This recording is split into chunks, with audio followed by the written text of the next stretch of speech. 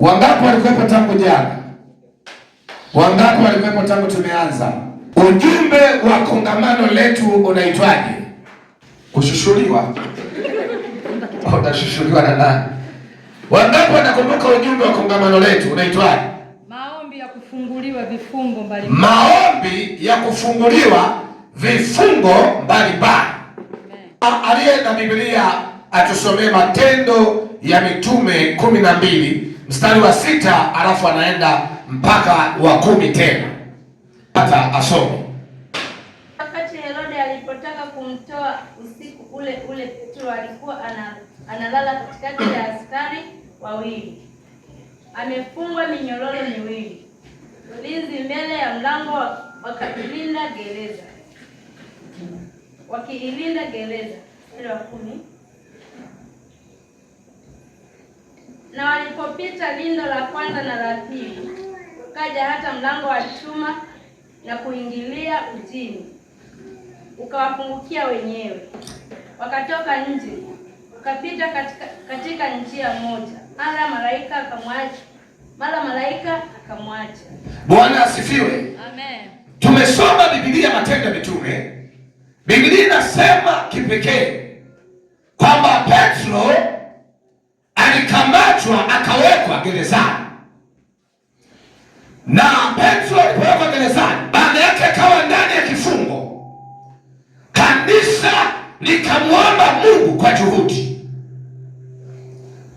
Kwa nini liliomba kwa juhudi? Petro alikuwa gerezani, na Biblia inasema wakati kanisa linaomba kwa juhudi, Mungu akatuma malaika akamtoa Petro kifungoni. Na maandiko ambayo tumeyasoma usiku wa leo, Mungu alipomtuma malaika kumtoa Petro, Petro alizani ni kama ameota ndoto, alizani ni kama mtu ambaye anaota ndoto, lakini haikuwa ndoto ya kawaida. Kilikuwa ni kitu halisi ambacho Mungu alikitenda kupitia malaika. Sikiliza, Mungu hataweza kuruhusu ukae kwenye hali ulionayo kwa muda mrefu. Hataweza kuruhusu ukae kwa muda mrefu. Biblia inasema wakati Petro akiwa gerezani analindwa, malaika akapita akamwamsha Petro, akamwambia vaa viatu vyako utoke nje. Malaika wakati wanatoka, Biblia inasema alikuwa analindwa na majeshi ambayo yalikuwa yanamlinda Petro. Sikiliza, mtu yoyote ambaye yuko kwenye vifungo, pia kuna roho zinasimamia kumlinda. Bwana asifiwe. Analindwa Petro. Usiku wa manane, Biblia inasema Mungu akatuma malaika akamtoe Petro gerezani. Akatuma malaika akamtoe Petro gerezani. Na hapo nataka nifike kwenye pointi yangu ya msingi sana. Wakati Petro anatolewa pamoja na yule malaika, wameongozana wanatoka, maandiko inasema wakafika mahali na lango kubwa la nchi likawafungukia. Sikiliza, kila nchi tuliopo, iwe Tanzania, iwe Kenya, iwe Uganda, iwe Tabora, iwe Mbeya, iwe Singida, iwe Mozambiki, popote ambapo tulipo, kuna lango la huo nchi ambao tupo. Kuna lango la nini? La nchi. Na hii ni kitu muhimu sana. Ili ufike mahali unataka kufika, lazima kwanza ujifunze kushughulikia lango la nchi. Biblia inasemaje? Na lango la nchi likawafungukia. Maana yake Mungu alitamani sana Petro alikuwa anatoka, ili aweze kutoka, lango likawafungukia. Kwa nini lango lilifunguka?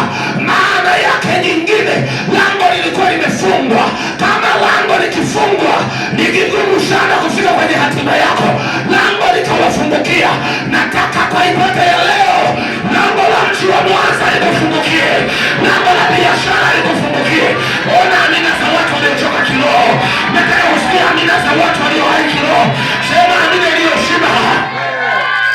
Sema amina iliyoshiba. Ninazungumzia lango la nini?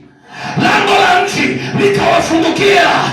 na ndiyo ibada ya leo ambayo Jehova amenipa nieleze hapa usiku wa leo. Nina kazi moja tu ya kuhakikisha tunafungua malango yaliyofungwa kwenye maisha yako, yawe malango ya biashara, yawe malango ya afya, yawe malango ya kibali. Kazi ni moja tu, lazima hayo malango yafunguke tena.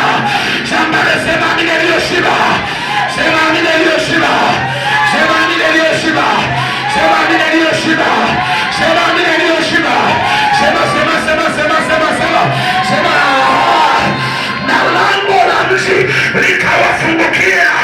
Ninasema nini? Kwenye mji wa Mwanza kuna lango likifunguka, maisha yako yatabaki vile yalivyo. Kuna lango likifunguka, biashara zitabaki vile zilivyo. Kuna lango likifunguka, uchumi utabaki vile ulivyo. Na kuombea kwa Jehova, wacha 2026 lango la mji likufungukie, lango la pesa likufungukie, lango la huduma likufungukie, lango la mji likafunguka. Sema niliyoshiba. Bwana asifiwe. Bwana asifiwe. Praise the Lord. Sema kujiwe. Sema akojiwe. Sema akojiwe. Lango la mji likafunguka. Lazima uelewe kwamba kuna malango kwenye maisha yako yalikuwa yamefunga, sasa yanatakiwa yafunguke.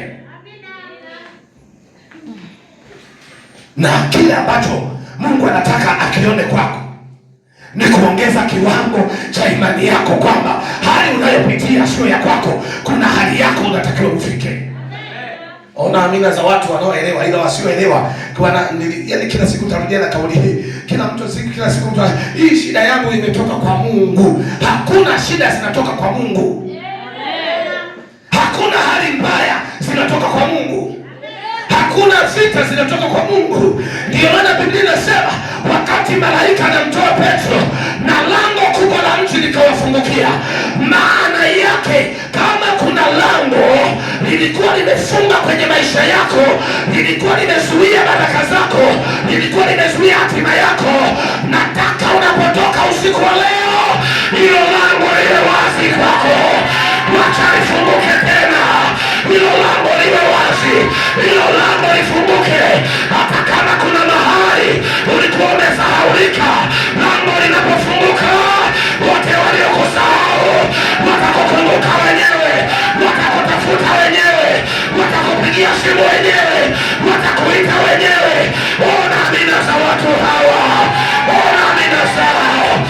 Unatakiwa lango lifunguke. Bwana asifiwe. Bwana asifiwe. Mgeukie mwenzio mwambie lango lifunguke. Lango la mji lifanyaje? Lango la mji lifanyaje? Lango la mji lifanyaje? Lifanyaje? Mwambie mwenzio mji wa Mwanza una lango lake. Lazima hilo lango tulifungue leo.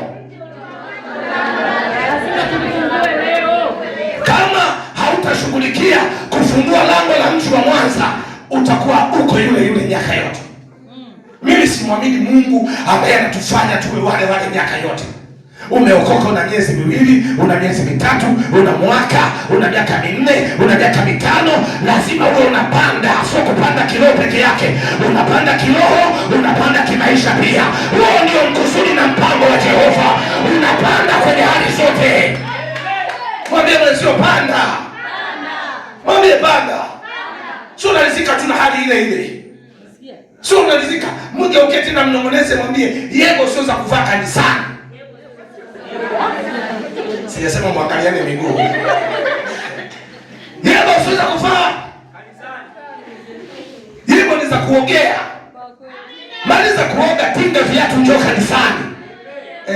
Amina, hapo inapotea. Bwana asifiwe. Kwa nini nazungumza haya?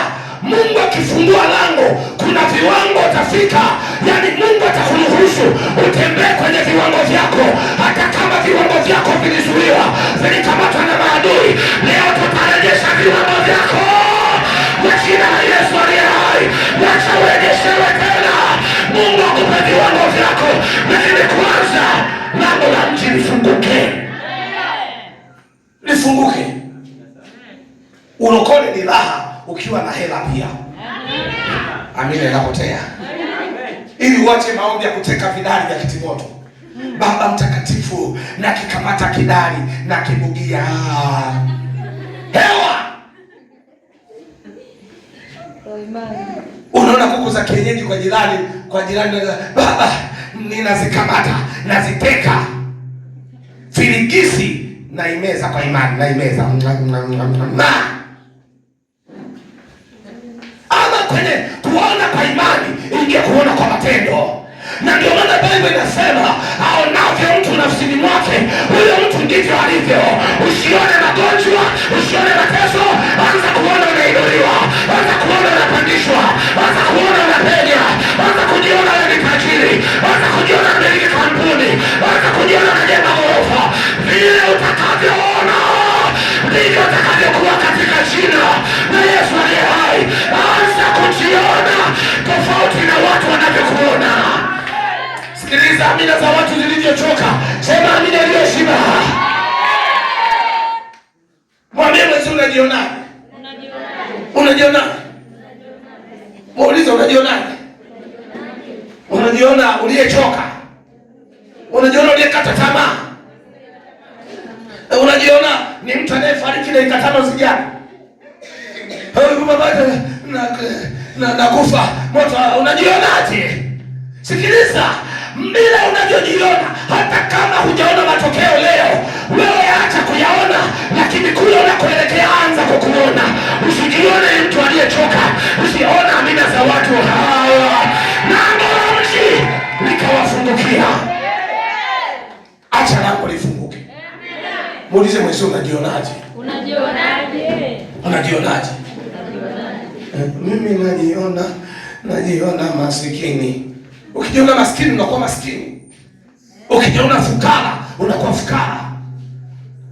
Ukijiona ni mtu ambaye hautaolewa, ni kweli hautaolewa. Ndio utaanza kutudanganya tu hapo ukisimama, mimi mke wa Yesu. Yesu alikuwa mwaka gani? Mimi binti Sayuni, haleluya. Acheni watu walinge, lakini mimi nimechumbiwa na Bwana. Tutakushangilia kwa sababu tunakufariji.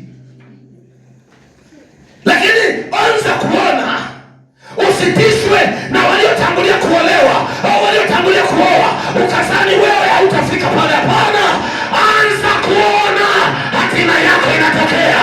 Hata kama imechelewa, lakini utafika tu. Ona amina za watu hawa, utafika tu. Utafungua kampuni tu, utabarikiwa tu, utainuliwa tu, utafunguliwa tu, utapenya tu, utainuka tu. Wacha Bwana akuinue tena. Anza kuona malango yako yanafunguka. Ona milango imefunguka. Usione maadui. Unajua kuna watu kwenye maisha yao kila itwapo leo hawamuoni Mungu, wanaona maadui. Ndio maana hata hapa naweza nikasema tuombe, badala ya mtu kuomba anaingia kukemea. Hivi tumemwambia kemea au omba? Tuombe, toka, nimekuona, nakupiga, nakukanyaga, na shindwa. Jamaa tumesema omba, tumesema kemea. Muulize mwenzio, mwambie mbona unaona maadui tu?